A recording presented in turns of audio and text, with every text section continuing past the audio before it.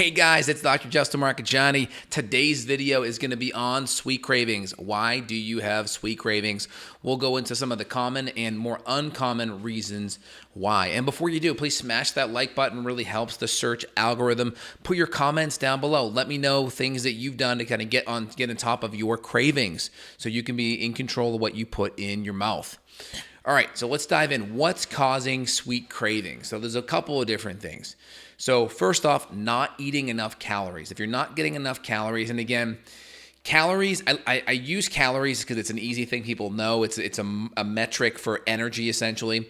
But you can eat a whole bunch of calories and also not have a lot of nutrition. So we need to make sure our calories have a lot of nutrition. So we'll just refer to calories as nutrient-dense calories. Because you can get a lot of calories from refined white sugar and there's going to be no nutrition, and that will probably actually give you more cravings and you'll end up consuming a lot more junk that way.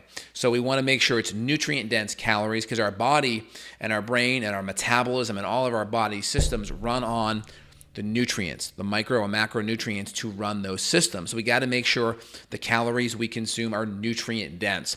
Ideally, we want to shift our body more into a fat burning state. The more we are burning fat, think of fats as like logs on this big, beautiful metabolic fire. Logs keep that fire burning long and strong. If you didn't have logs, it'd be the equivalent of using kindling or paper to keep that fire going. So paper or kindling is like more refined carbohydrates, more sugar, more processed carbs. And think of logs as dense protein, dense fats, right? Fats keep your body burning long and strong, a lot more even keel, where the paper and the twigs, aka refined sugar, or even just more higher carb foods, that creates this up and down, right? Put paper on the fire, up and then out. Twigs in the fire, up and then out, right? Maybe a little bit of twigs with the logs may be okay, right? A little bit of carbs with your protein and fats, fine. But when we don't have that good macronutrient ratio and we're a sugar burner, fires up, down, all right? That's energy up, down. That's mood up, down. That's cravings up and down. Usually when that blood sugar drops, right, and you start to go in this hypoglycemic state, that's where your cravings start to go out of control. That's where you start to get irritable, lightheaded, and moody. So we got to make sure you're a fat burner. Good healthy proteins and fats in every meal is going to be essential for that. More vegetables than fruits and starch. And you got to earn your carbs. If you're more active, if you're genetically more leaner, then you can definitely do more carbohydrates, more fruit and starch accordingly. Next thing I would say is going to be gut microbial issues. So lots of yeast, like yeast or candida overgrowth. These critters love refined, processed, kind of acellular carbohydrates, right? Easy, simple, processed carbs. They love it. So they create little chemicals in your body, inside your gut, and it gets into your bloodstream to cause you to crave a lot of these foods. So having a lot of microbial imbalances, especially candida, yeast overgrowth, bacterial overgrowth, even infections can really drive a lot of these cravings. So of course you got to figure out what it is and one, starve it out on one side, but then use specific herbs to clear it out and kill it as well. There's the 6R approach and how we address that, remove the bad foods, replace enzymes and acids for better digestion, repair the gut lining and hormones. And then the 4th R is remove the infection. 5th R, populate, reinoculate good bacteria, pro and prebiotics. 6R, retest. That's the first component there of that. Next, so we talked about blood sugar, right? Fat burning. We talked about nutrient density. We talked about microbes. Next, I would say just stress in general. So stress, when I talk about stress, what's happening physiologically under the hood? When you're stressed, you're surging cortisol. What's that doing? It's causing blood sugar to go up and down. Okay, we're making a lot of adrenaline because adrenaline and cortisol work together, right? Adrenaline basically loads the gun, right? It gets the cortisol kind of geared up and ready to go. All right. So adrenaline's the first component of the stress response, and then cortisol is the long-term hormonal response after the fact. So adrenaline, when you're making lots of adrenaline, you're using typically, you can use dopamine to make adrenaline. So in our hormone cascade, we have dopamine, which is a neurotransmitter, satisfaction, love, connection. So dopamine to adrenaline. And adrenaline's that stress hormone. So if you're making a lot of adrenaline, guess what's happening to dopamine upstream? It's dropping. And dopamine is there for pleasure, reward, stress reduction. So if you deplete dopamine, you can have more cravings. You can have inability to deal with stress. You can be more moody, more irritable. People that consume lots of refined sugar or even stimulants, drugs, excess of caffeine, methamphetamines, these things are going to stimulate dopamine. Now, I always talk about constructive and destructive vehicles, right?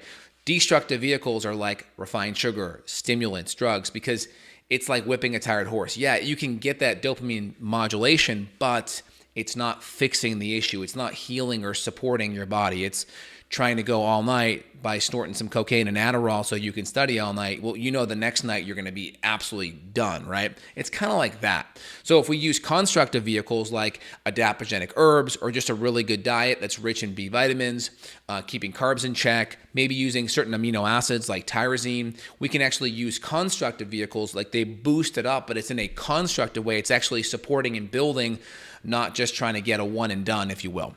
So amino acids and or dopamine and stress can be a big one. So you have the dopamine adrenaline side, and then of course you have the cortisol side, right? Chronic high or chronic low cortisol can always be a problem, and adrenaline and neurotransmitters are part of that stress response, right? Cortisol's the adrenal stress response. Adrenaline is also a stress response that comes from the adrenals, but it's also a neurotransmitter. And then of course dopamine can be pulled and made from dopamine can be converted downstream to make adrenaline. So cortisol, adrenaline downstream is the stress response, and then you can be stimulating the adrenals to make a lot of cortisol, and that can also pull from a lot of your sex hormones. So if you're a female, it can pull from progesterone. And progesterone is really important because that helps with relaxation. It helps that the last half of your cycle to be really smooth.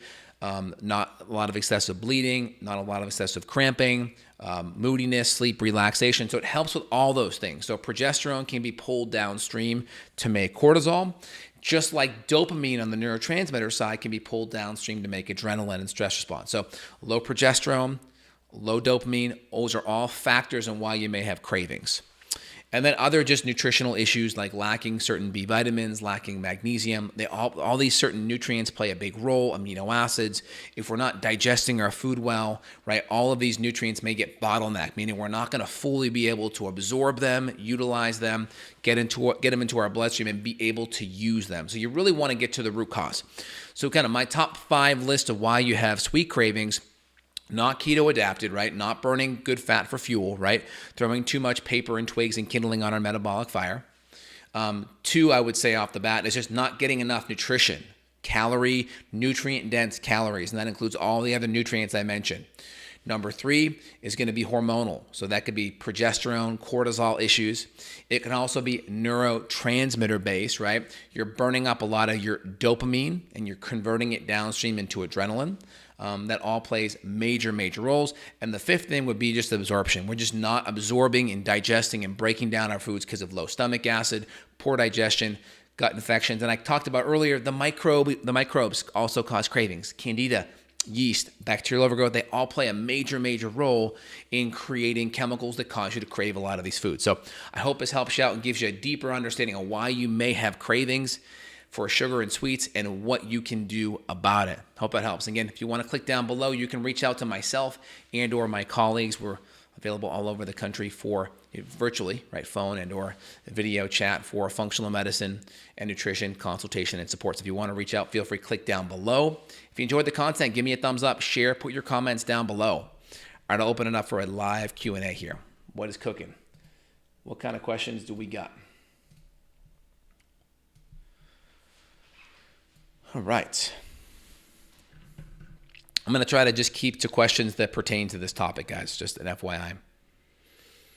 All right, my dietitian told me that instead of eating sugary snacks, I can satisfy my sweet tooth by drinking chocolate milk. Do you agree with her advice? No, I would not do that. I mean, yeah, there's some fat and protein in the milk, but there's probably a whole bunch of sugar in there too. All right, you're much better off focusing on unprocessed, dairy-free, good fats, good proteins, unless the fat's some butter on some maybe salmon or something, right? Good fats, good proteins that are kind of paleo-approved-ish, right? Not a lot of the inflammatory casein in there, and focus on not adding a whole bunch of sugar in there too.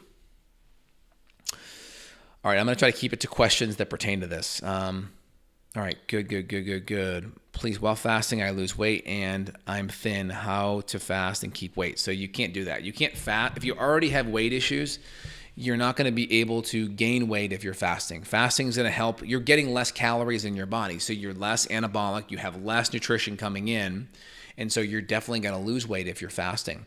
Now, if you have extra weight on your body, then fasting can be great. Fasting can be good short term, even if you're thin, relatively speaking, because it can help with cellular autophagy and insulin resistance. But if your goal is to keep your weight on while you fast, probably not a great goal. You may want to look at intermittent fasting and still consuming enough calories during your feeding windows as a good kind of first step. Okay, good, excellent. Is it possible to drink 1 cup of coffee and heal my gut, minor seborrheic dermatitis, and lip area? More healthy fats seem to help. I mean, I would just focus on really getting your diet super clean and see if a little bit of coffee, good quality organic coffee with some good fats in there, is doable. As long as you're feeling better and improvement, great. If it's not, it may be worth cutting it out for a week or two and see how you do. Great.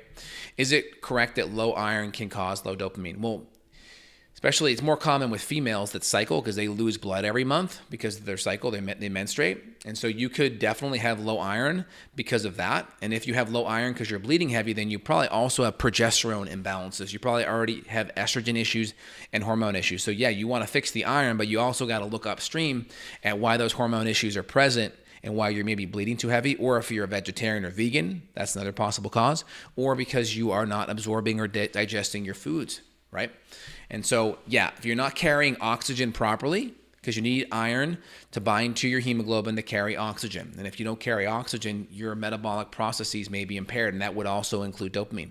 That's for sure. Very good, very good. Let me just keep on rolling. I had an aneurysm in my gut and seemed in my head. It seems my head swelled. I started cholesterol and a vein opener drug, and I'm getting better. Any advice how I can recover? I mean, you could also look at doing more healthy fats like fish oil and or systemic enzymes like serrapeptidase, just to kind of keep things really thin. Ginger's also excellent as well. Good question there.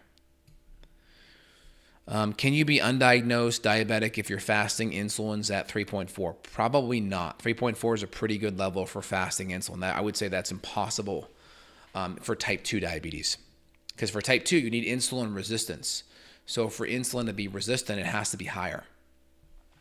Would you recommend sugar or fruit prior to working out than more of a starchy vegetable afterwards? I'd probably do it more after. It just depends. If you're doing like a lot of intense aerobic stuff, you'd probably be wanting to do more carbs the night before, right? Just to make sure your glycogen levels are pretty dialed in, right?